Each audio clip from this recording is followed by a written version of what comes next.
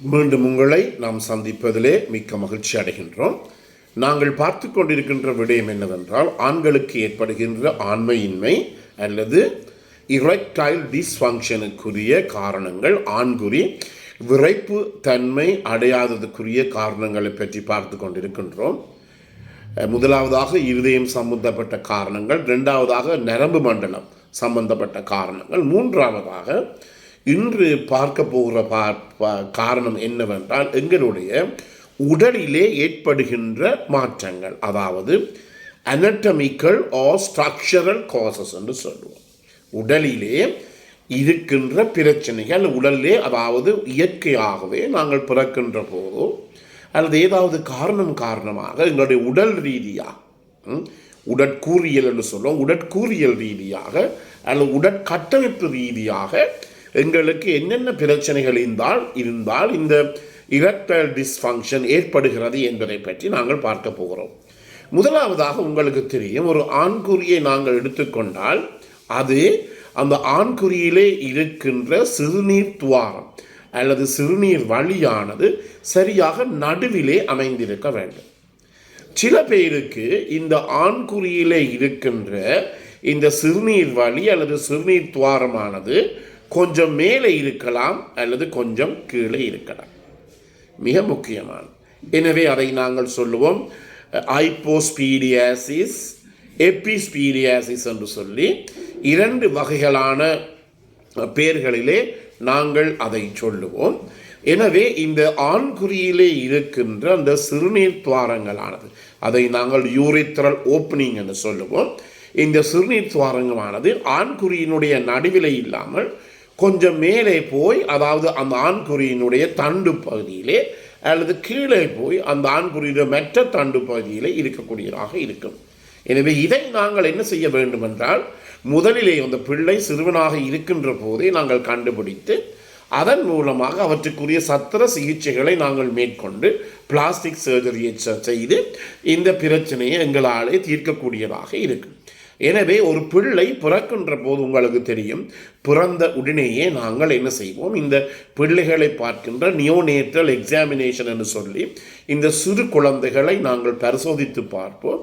அந்த இடத்திலே அந்த பிள்ளைகளினுடைய ஆண்குறியையும் அதே நேரத்திலே பெண்ணினுடைய இனப்பெருக்க தொகுதியையும் யோனி பகுதி எல்லாவற்றையும் நாங்கள் சோதித்து பார்ப்போம், ஏதாவது வித்தியாசங்கள் இருக்கின்றதா என்று.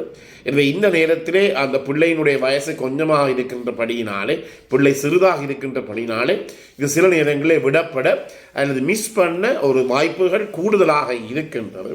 என்றாலும் கூட கொஞ்சம் பிந்திய காலப்பகுதிகளில் வருகின்ற போது என்ன செய்ய வேண்டும், இதை நாங்கள் ஒரு பிளாஸ்டிக் சர்ஜரி மூலமாக இந்த நான் முதலிலே சொன்ன இந்த ஹைப்போஸ்பீடியாசிஸ் அல்லது எபிஸ்பீடியாசிஸை நாங்கள் நிவர்த்தி செய்து கொள்ளலாம். எனவே இப்படிப்பட்ட பிரச்சனை இருப்பவர்கள் கூட இந்த இரெக்டைல் டிஸ்ஃபங்க்ஷன் அல்லது ஆண்குறி விரைப்புத்தன்மை அடையாத ஒரு பிரச்சனை இவர்களுக்கு ஏற்படும், இவர்கள் கூட அதற்குரிய சத்திர சிகிச்சை மேற்கொள்ள முடியும். அதே நேரத்தில் சில பேருக்கு இந்த ஆண்குறி சிறிதாக இருக்கும்.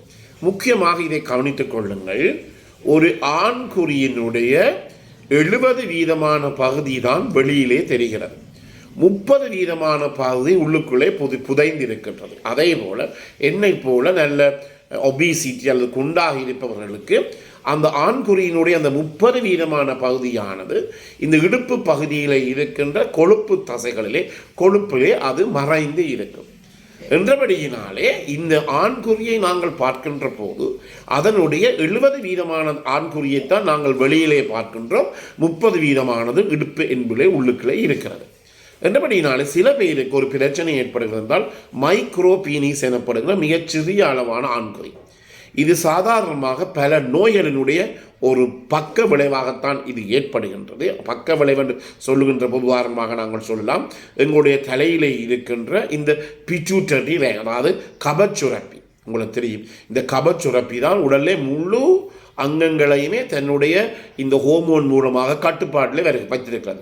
எனவே இந்த கபச்சுரப்பியில இருந்து வருகின்ற உடல் வளர்ச்சிக்கு தேவையான உடல் வளர்வதற்குரிய ஹோமோன், அதை நாங்கள் குரோத் ஹோமோன் என்று சொல்லுவோம், அது குறைவாக இருந்தால் இந்த மைக்ரோபீனிஸ் எனப்படுகிற மிகச்சிறிய ஆண்குறி உங்களுக்கு கிடைக்கும். எனவே இதற்குரிய காரணம் என்னென்றால் growth hormone இந்த உடல் வளர்ச்சிக்கு தேவையான ஹோமோன் குறைவாக இருக்கின்றபடியினாலே இந்த எங்களுடைய எல்லா உடலும் வளராது. அதிலே ஒரு அங்கமாக எங்களுடைய ஆண்குறியும் வளராத தன்மை. அதே நேரத்தில் இந்த கபச்சுரப்பி பாதிக்கப்படுகிற பல சந்தர்ப்பங்கள் இருக்கிறது. உதாரணமாக பார்த்தால் ஒரு பிள்ளை பிறந்தவுடன் அந்த பிள்ளை மஞ்சளாக இக்ட்ரஸ் அல்ல ஜாண்டிஸ் என்று சொல்லும் மஞ்சளாக போனால் அதன் மூலமாக அந்த பிள்ளையினுடைய இரத்தத்திலே இருக்கின்ற வேதியியல் ரசாயன பொருளான பிலிரூபின் கூடி இது எங்களுடைய இந்த மூளைக்கு சென்று அந்த மூளையிலே இருக்கின்ற இந்த கபச்சுரப்பியை பாதிக்கலாம். இதை நாங்கள் கேர்னிக்டரஸ் என்று சொல்லுவோம்.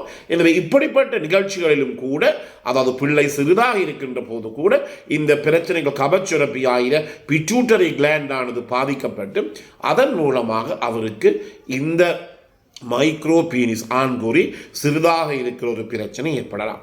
அதே நேரத்தில் இன்னும் ஒரு ஒரு ஒரு ஒரு பிக்யூலியரான ஒரு விசேடமான ஒரு நோய் இருக்கின்றது. அதை நாங்கள் பெரோனிஸ் டிசீஸ் என்று சொல்லுவோம்.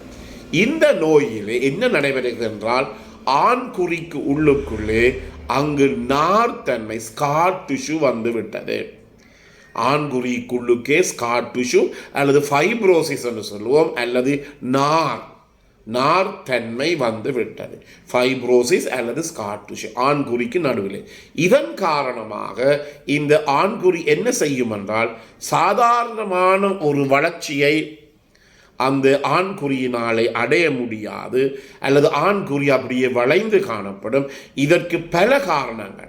அது திருப்பி அந்த ஆண்குறியில் ஏற்படுகின்ற ஏதாவது காயங்கள் காரணமாகவும் இந்த ஆண்குறிக்குள்ளே இந்த ஸ்கார் டிஷ்யூ ஏற்படக்கூடியதாக இருக்கின்றது. எனவே இதை அடிப்படையாக கொண்டு ஆண்குறி வளைந்து காணப்படும்.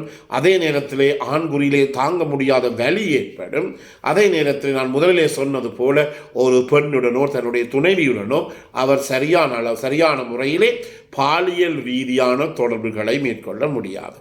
எனவே இதை எவ்வாறு நாங்கள் கண்டுபிடிப்பதென்றால் நாங்கள் ஆண்குறியை தொட்டு பார்க்கின்ற போது நடுவிலே அந்த சொரசொர தன்மை அல்லது ஃபைப்ரோசிஸ் தன்மை நார்த்தன்மை எங்களால் இலகுவாக கண்டுபிடிக்க முடியும். எனவே இதை நாங்கள் சொல்லுவோம் பெரோனிஸ் டிசீஸ் என்று சொல்லுவோம். எனவே இதுவும் ஒரு காரணமாக இதுக்கு இருக்கிறது.